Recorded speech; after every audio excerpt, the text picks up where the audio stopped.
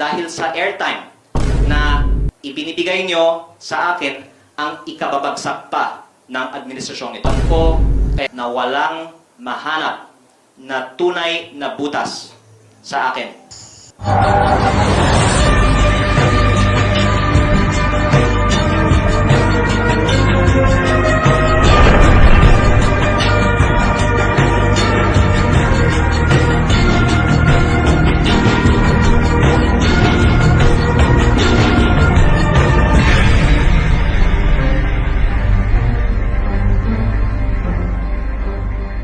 Okay, ganito po ha, para malinaw lahat. Maraming mga nakikiusap na tumahimik ako tungkol dito at titigil na rin ang mga atake sa akin. Pero, nasa kanila kung gusto nila na tuloy-tuloy ako na maglabas ng impormasyon at baka ang mga kasama nila ay matatamaan. Pero, kung ako ay pumili, personally, nag-e-enjoy ako sa mga ginagawa ko. Dahil siyempre, napapatunayan din na may mga natatamaan sa mga sinasabi ko. At I'm not addressing this to the media, I'm addressing it to others who might be listening online. Ako po ay nakarating dito dahil kinakalculate ko ang mga ginagawa ko. Alam ko na walang mahanap na tunay na butas sa akin. Wala akong itinatago at hindi ako kayang gawan ng credible na kaso. Kung meron man magawang anumang credible na kaso sa akin, hindi ako haharap ng ganito sa inyo ngayon. At kung may mga pipilit na gumawa ng anumang hindi totoong mga aligasyon laban sa akin at tutuloy-tuloy pa ito, tutuloy-tuloy pa ang aking mga pagsasagot at pagharap sa media at baka ang mga susunod kong ilalabas pa dahil sa airtime na ibinibigay nyo sa akin ang ikababagsak pa ng administrasyong ito. Kaya nasa inyo, kung gusto nyong tuloy-tuloy na gumawa ng mga istorya tungkol sa akin kasi baka alam nyo ano ang kaya kong gawin pa, baka ito pa ang magiging ikababagsak ninyo. Sir, sorry. Balikan ko lang po yung sa Cabral files. Kasi may mga question po doon sa authenticity, di ba? Tsaka yung paano siya i-authenticate since wala na po si Yusek Cabral. And nasa kamay na po siya ng ombudsman. Yung mga files niya in yung computer, may tiwala po ba kayo? Or meron po kayong panawagan sa ombudsman para po makapag-start na po kasi you're calling for the investigation of those files po? I hope they will tell the truth because if people lie, then they are opening themselves for others to call them out for lying. But I would also like to raise the obvious question. I guess kasi I make myself available to the media, marami kayong mga itinatanong sa akin. Pero kapag ang mga may hawak ng mga nasabing files ay humaharap sa inyo at ang sinasagot nila ay hintayan natin ang pag-authenticate or ang forensic examination. Sa aking palagay, dapat nyong i-follow up question.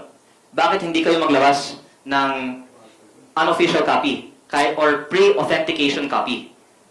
Salamat. At ang DPWH represented by Undersecretary Bernabe ay nagkumpirma na yung budget per district summary na ipinost ko sa Facebook ay galing sa kanila at tunay.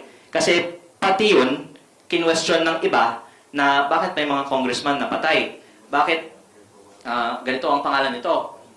Eh kasi yun nga ay galing sa DPWH eh. At para sa lahat ng mga nag-post ng kung ano man sa Facebook na inimbento ko ang budget per district summary na yon, pakitignan ng sagot ng DPWH ng Lunes, yung i-post ko ay tunay. At salamat na dahil pinost ko, nakita nila, kinumpirma nila. Kaya yung pinapost ko naman ngayon, sana sa susunod po ninyong pagharap sa mga opisyal na may kinalaman sa mga files na ito, tanawin nyo nila kung yung mga pinost ni Leandro sa kanyang Facebook page since then din ay tunay. But in direct answer to your question, I think mahirap na pagtakpan ang tunay na mga files dahil may kopya ako at sinasabi ng iba, bakit ako nakikialam sa mga files na ito? Dahil una, nasa kanila yung mga files noon pa. At hindi nila man lang tinurn over to be preserved. Hanggang namatay si Yusek Cabral at sinabi ko na may files. Tingin nyo ba? Kung hindi ako nagsalita, kapag pinag-uusapan ang mga files na ito, at bring to the public, sana, ang mga laman na ito. Sir, sorry, I have to ask this po, no? Nabanggit niyo na po na sinasabi, merong mga detractors or bashers na nagsasabing inimbento nyo or baka ginalaw nyo yung mga pinost po ninyo ng mga listahan. May mensahe po ba kayo dun sa mga bashers po na nagpapakalat po na you're involved in plagiarism during your college days in an Ivy League school? Opo. Maraming salamat na lang sa lahat ng mga gumagawa ng mga content tungkol sa akin sa social media. Dahil, muli, ito po ay dahilan na tuloy-tuloy ako may airtime na magsiwalat tungkol sa korupsyon sa DPWH. Pero I deny whatever you just said. And ang punto ko tungkol sa files nga ay ang DPWH mismo ang nag-verify na ng pinost ko sa Facebook. So sir, given nga po nakatapos na yung ICI supposedly, nandun pa rin po ba yung tiwala ninyo na ipaubaya na lahat ng ito sa ombudsman?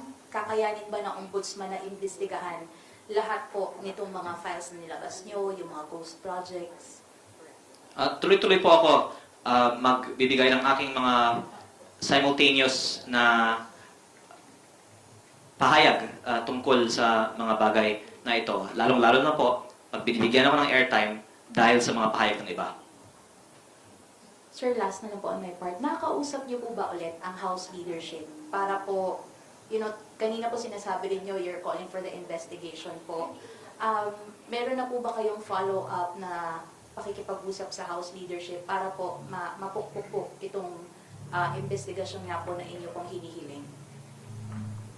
Well, first, I'm thankful that we can use the House Media Center again because I was thinking we'll actually do this by Zoom. So maraming salamat po sa House of Representatives. Hindi po ako nakapag-usap sa House leadership tungkol dito. But